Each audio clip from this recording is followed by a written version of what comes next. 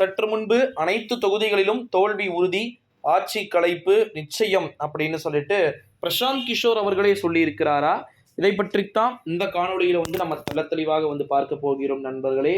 உண்மையில அப்படி பிரசாந்த் கிஷோர் அவர்கள் சொன்னது என்ன, என்ன மாதிரியான தகவல்களை அவர் சொல்லியிருக்கிறார் அப்படின்றது தான் இந்த வீடியோவில் நம்ம தெள்ள தெளிவாக பார்க்க போகிறோம் நண்பர்களே.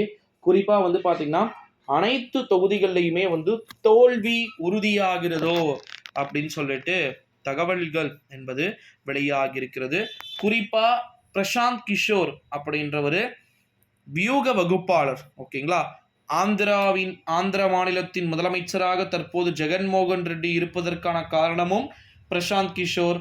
அடுத்த கட்டமா பாத்தீங்கன்னா நம்முடைய மேற்கு வங்கத்தின் முதலமைச்சராக அனைத்து தொகுதிகளிலுமே பாத்தீங்கன்னா தோல்வி உறுதி.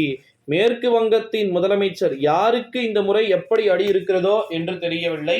மேற்கு வங்கத்தின் முதலமைச்சர் மமதா பானர்ஜிக்கு சிறப்பான சம்பவத்தை அந்த மாநிலத்தில் இருக்கக்கூடிய மக்கள் பாத்தீங்கன்னா அவருக்கு கொடுக்கப்படுவதற்கான வாய்ப்புகளும் சாத்தியக்கூறுகளும் அதிகமா இருக்குது அப்படின்னு சொல்லிட்டு தகவல்கள் என்பது வெளியாகி இருக்கிறது நண்பர்களே. இந்த ஒரு சூழ்நிலையில தான் தேர்தல் முடிந்தவுடனே ஓபிஎஸ்க்கு ஆதரவாக ஒரு புறம் இங்க தமிழ்நாட்டில் நிறைய சேஞ்ச் ஆகிறதுக்கு சான்சஸ் இருக்கு. ஸோ இப்படியே பாத்தீங்கன்னா பொலிட்டிக்கலா நகர்ந்து கொண்டு இருக்க வேண்டியதுதான். அனைத்து தொகுதிகளிலுமே தோல்வி உறுதியாகக்கூடிய பட்சத்துல மிகப்பெரிய ஒரு திருப்பங்கள் ஏற்பட்டு மேற்கு வங்கத்துல மட்டும் ஆட்சி கலையும் போல தெரியுது. எனக்கு தெரிஞ்ச கெஸ்ஸிங் படி நிச்சயமா மேற்கு வங்கத்துல மமதா பானர்ஜி அடுத்தடுத்த நிலையில ஆட்சியை கைப்பற்றுவார்களா என்ற சந்தேகம் நிச்சயம் இருக்கிறது அப்படின்னு சொல்லி இருக்கிறாரு பிரசாந்த் கிஷோர் அவர்கள்.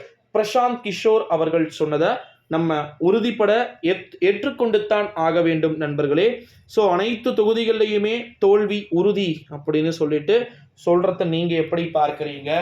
என்ன மாதிரியான விஷயங்கள் நடக்கிறதுக்கான சான்சஸ் இருக்குதுன்றதையுமே நம்ம பார்க்கலாம் நண்பர்களே.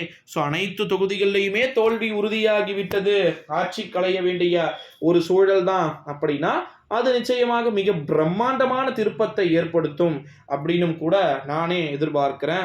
ஸோ இப்போ ஆட்சி கலையுமா, அனைத்து தொகுதிகளிலையுமே தோல்வி உறுதியா அப்படின்றத எல்லாமே நம்ம வெயிட் பண்ணி தான் பார்க்கணும் நண்பர்களே.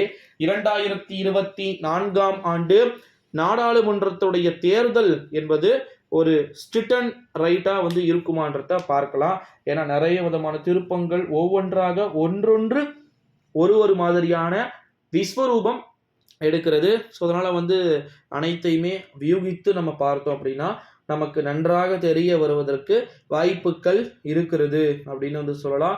ஸோ அதனால் மறக்காமல் நம்முடைய சேனலை சப்ஸ்கிரைப் பண்ணிக்கோங்க நண்பர்களே. அடுத்தடுத்த வீடியோவில் அடுத்தடுத்த காணொளியில்